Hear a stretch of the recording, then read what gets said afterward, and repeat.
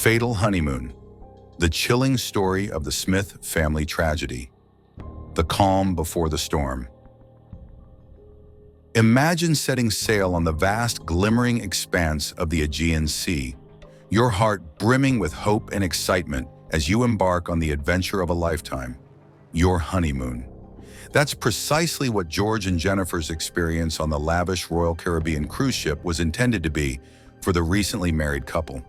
While the ship sailed through the shimmering waves, the youthful pair stood on the deck, holding hands, looking out at the endless horizon. The salty wind gently touched their faces, making them feel like the world was full of endless opportunities. Unbeknownst to them, their ideal holiday was soon to morph into a sinister and unpredicted experience. That eventful morning of July 5th saw a typical day on the ship escalate into a perplexing enigma that would grab the attention of newspapers worldwide. 16-year-old Emily Rausch, looking out of her cabin window, came across a disturbing find: a streak resembling blood on the canopy of a nearby lifeboat and a strange mark close to the edge, suggesting that someone may have gone overboard. Emily hurried to inform the crew of the ship, and quickly a burst of movement spread throughout the boat. Passengers from nearby cabins got involved in the excitement, each putting forward their own ideas and guesses. Did it happen unintentionally? Could it be a bungled heist? Or maybe something even more evil? While investigators searched the ship for evidence, the mystery became even more perplexing. Traces and evidence indicated there were several suspects, each holding on to their own hidden truths. The previously happy honeymoon turned into a bad situation, with George and Jennifer trapped in a confusing, serious investigation. The questions remained unanswered. What really transpired on that ominous evening aboard the Royal Caribbean? Who was at fault, and for what reason? The pursuit of explanations would hold the attention of people globally, as the joyous pair's ideal holiday turned into a frightening experience beyond their wildest thoughts. Who was George Smith? George Smith was a youthful individual filled with contagious positivity and a hunger for learning. Coming from the charming town of Greenwich, Connecticut, his early years were filled with happiness, thanks to the constant backing of his tight-knit family. His father, George Smith Sr., had cultivated within him a strong devotion for the family business, a cherished liquor store that was not only a source of income, but a genuine passion project. Upon finishing his business degree at Babson College, the younger George moved to Boston to enhance his abilities as a computer data mining analyst. However, he always had a desire to go back home and understand the details of the family business, with the goal of eventually leading it and giving his parents a chance to relax. George's life took a magical twist when he met Jennifer, a fellow Connecticut native, during a gathering with friends. She had recently achieved her dream of becoming an elementary school teacher. The pair instantly fell in love, their common traits of intelligence, attractiveness, and drive bringing them together in a powerful way. George's parents were thrilled with his selected companion and warmly welcomed the new phase occurring in their son's life. In 2005, George and Jennifer, aged 26, got married in a beautiful oceanfront ceremony at the Castle Hill Inn in Newport, Rhode Island. Enjoying the radiance of their recent wedding, the newly married couple began a spectacular 12-day honeymoon cruise, heading for the captivating Aegean Sea. Their adventure kicked off in Barcelona, with visits along the enchanting Côte d'Azur and the breathtaking Italian shoreline. It was a journey brimming with hopes, joy, and the prospect of endless excitement. At least that was the impression. The young couple were unaware that their joyful honeymoon was about to change dramatically, leading them into a mysterious and intense situation that would capture global attention. New friends and casino nights. On the opulent Royal Caribbean ship, George and Jennifer, newly married, promptly formed a vibrant bond with a different duo and a charming young man, Josh Askin, hailing from California. With his sharp wit, 20-year-old Josh easily charmed George, and the cheerful group embarked on making the most of their unique adventure. On July 1st, while the ship sailed next to the Italian shore, the group chose to get off and spend the day discovering the island of Mykonos. They strolled down the quaint, charming lanes of the historic city, took a dip in the pristine Aegean Sea, and enjoyed the regional dishes at intimate waterfront restaurants. The lively ambiance and stunning views made a lasting impression on them, and they were excited to continue their celebration later that evening on the boat. Following a romantic dinner, George and Jennifer joined their friends on the deck, where laughter and excitement were abundant in the atmosphere. The newly married couple, accompanied by Josh, went to the casino, where George and the young man from California tested their luck at the craps table, while Jennifer had fun at the poker tables. At the end of the evening, the couple had lost a significant amount of money, but they didn't take it seriously and laughed about it, saying it was just part of the honeymoon adventure. After the casino shut down, the friends chose to extend their night's escapades. The final recording from the vessel's security cameras depicted George exiting the casino at approximately 2:30 in the morning. Few people were aware that this would be the final time he would be seen alive. A mysterious and dark plan began to unravel as the ship neared the Greek island of Mykonos on June 5, 2005. George Smith, the newly married 26-year-old, disappeared without leaving any evidence behind. The captain's inquiry uncovered unsettling evidence: odd footprints by the cabin window and questionable marks on the deck, suggesting a potential violent occurrence. Fear took hold of the vessel, leaving the travelers rattled by what had unfolded. Deck 7 was quickly blocked off, and an intense search began, as the crew thoroughly searched every part of the ship in a desperate effort to find the couple who had disappeared. Jennifer was visibly distressed in the ship's spa and stated that she didn't know where her husband was, as she had last seen him the night before. As the Turkish authorities arrived to begin their investigation, the captain reassured the anxious passengers, emphasizing the need for cooperation to uncover the truth. But with Jennifer's agitated state and apparent lack of information, she quickly became the primary suspect in the eyes of the law. What had started as a joyous honeymoon had now morphed into a dark and perplexing mystery, leaving everyone aboard the ship grappling with the haunting question: what had happened to George Smith? Discrepancies in the night. As the investigators carefully examined cabin 962, the discovered scene only deepened the increasing mystery. The cabin appeared messy, possibly from a quick search or confrontation. Tiny spots of blood were discovered on the carpet and towels, while fingerprints were left on the balcony railing. Even more concerning was the discovery that the blood samples matched George's, suggesting that he had been hurt inside the cabin. The investigators were intrigued by a chair placed on the balcony, indicating that someone may have sat on the railing. The chilling possibility that George fell overboard was suggested by the high railing and blood inside the cabin and on the boat's awning, indicating a potential violent altercation. Intent on reconstructing the series of occurrences, the officials started interrogating the young men who had been with the newly married couple the night before. Their accounts unveiled an intricate and disturbing story. The group stated that George had drunk too much alcohol and was drunk. They assisted him to his cabin, took off his shoes, and deserted him there by himself. But their stories started to differ when it came to where Jennifer was. Josh Austin stated that he witnessed her departing with Lloyd, who works at the casino, suggesting a strong emotional bond. However, the video footage and keycard data presented a conflicting narrative, raising questions about Josh's credibility. The investigators' exploration increased the mystery's complexity.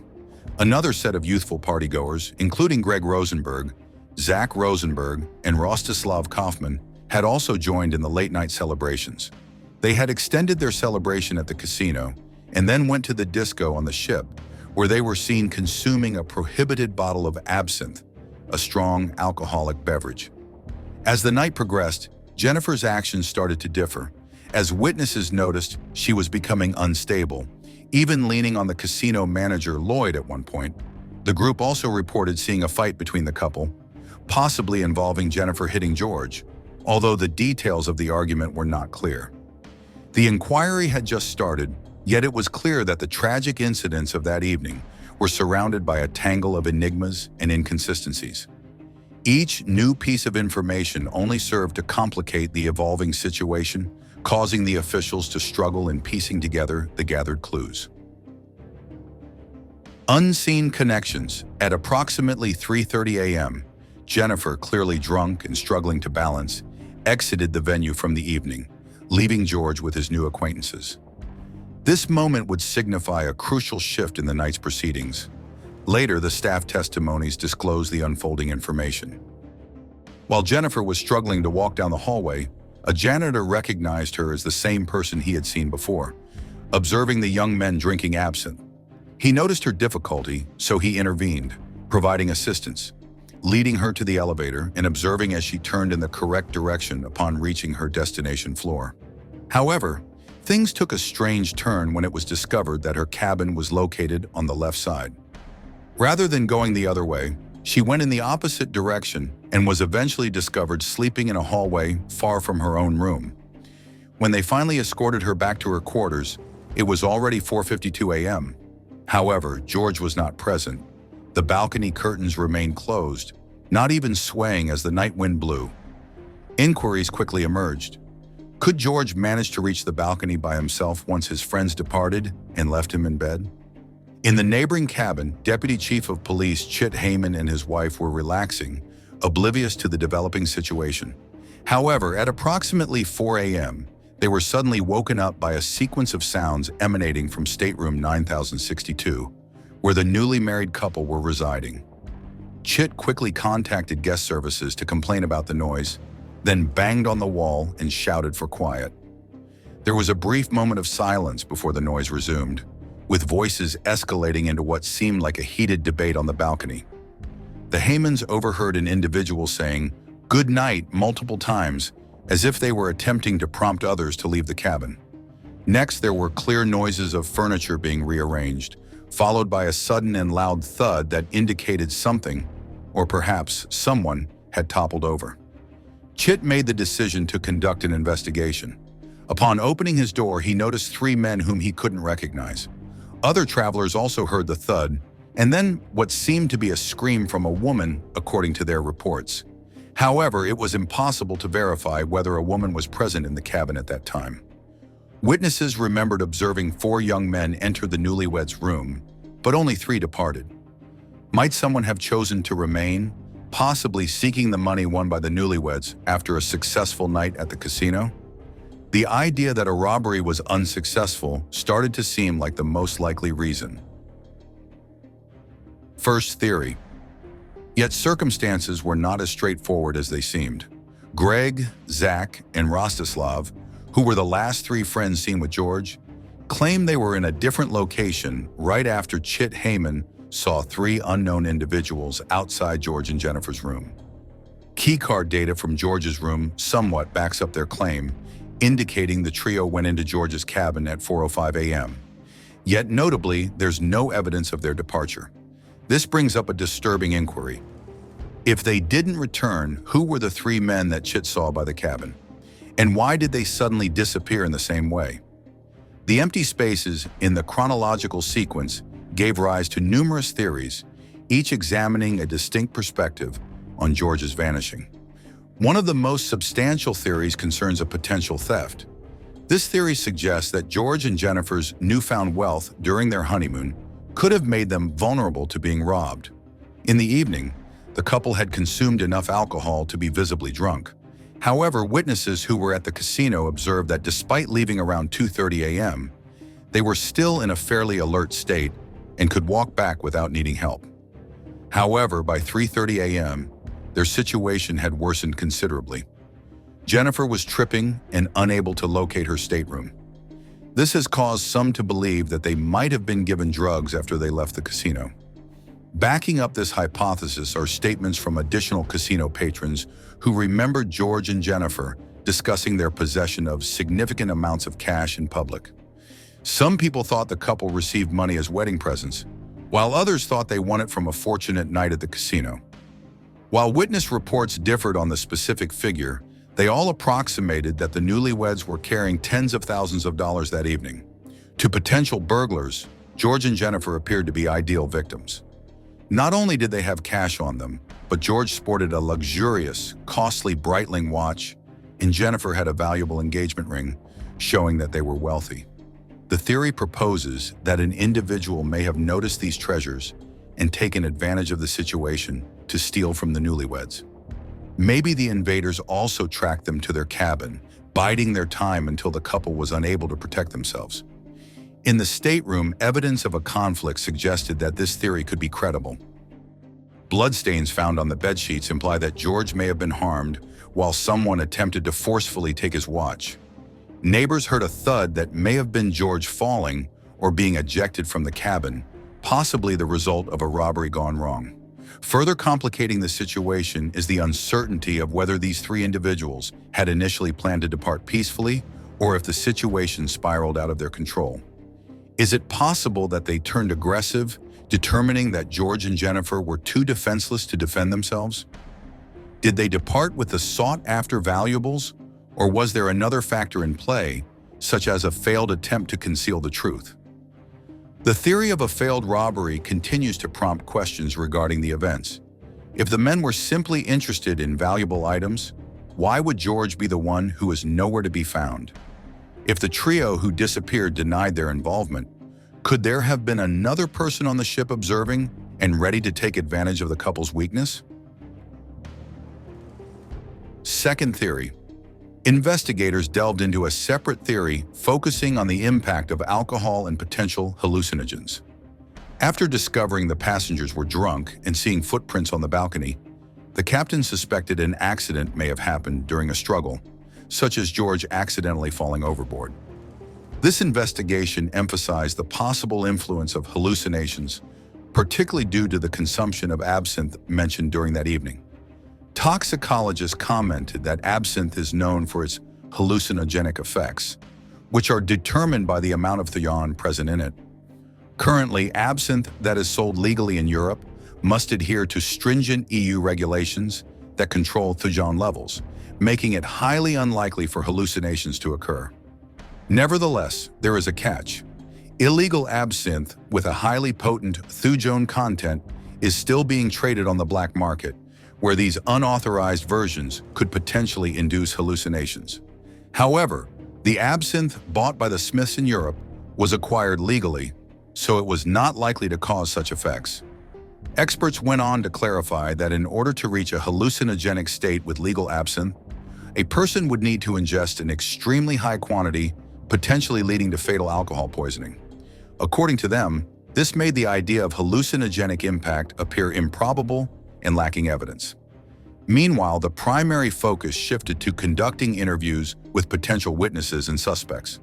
The FBI administered lie detector tests to various people connected to George's vanishing, such as Jennifer and Lloyd Botha, who both successfully completed them. However, in the case of Josh Askin, the outcomes painted a contrasting picture. He didn't pass his polygraph test, causing doubts. Was he hiding information, or was he simply responding to pressure during questioning to reveal more? Further adding to the mystery, investigators found a video recording showing three young men, including a few individuals from Russia, making jokes about the incident. The recording soon became vital evidence, particularly after one of the individuals on screen uttered a frightening statement. "We taught him a lesson in paragliding without a parachute." The phrase implied a risky event or malicious prank aimed at George, whether it was meant as a dark joke or something more sinister. Investigations. In 2009, Greg, Zach, Rostislav, and Josh Askin were all being investigated by FBI agents for their involvement in the mysterious death of George Smith. Each of them was questioned as a witness, but it was evident from the start that the agents would encounter a barrier of uncertainty and opposition. Zach Rosenberg and Josh Askin chose not to respond directly, citing the Fifth Amendment, which permits individuals to avoid self-incrimination. Their lack of communication made it seem like they were not inclined or capable of revealing the complete truth about what happened that evening, leading to suspicions. Meanwhile, Greg Rosenberg provided a more detailed explanation. As per his account, the group had requested food delivery to their cabin that night. He suggested that this could be an excuse for the rest, especially for the Russian boys, who may have been the final ones to see George. However, upon further examination, this assertion started to fall apart. The ship's service records didn't match Greg's account, proving that no food had been brought to their cabin during that time. Actually, according to a note in the records, the cabin had lost the privilege of room service the previous day because of past issues, and there were clear instructions that no deliveries or services should be given to them that evening. When questioned about the inconsistency, Greg was unable to identify the person responsible for the alleged food order, leaving the investigators puzzled. During the ongoing investigation, agents aimed to gain understanding of George and Jennifer's relationship to potentially uncover valuable information. Witnesses provided greatly varying responses, relying on unclear memories and incomplete recollections. Greg was also questioned about the couple's relationship. He said it was hard to distinguish since all group members were heavily intoxicated. He described it as a night of indulgence, where the presence of alcohol clouded everyone's judgment. His account described a disorganized, intoxicated night, making it almost impossible to reconstruct a clear image of the couple's interactions as newlyweds. Josh Askin added to the conflicting information, making the situation even more confusing. He alleged that Greg departed the cabin after placing a food order. Greg strongly denied it, claiming that he had not left the cabin.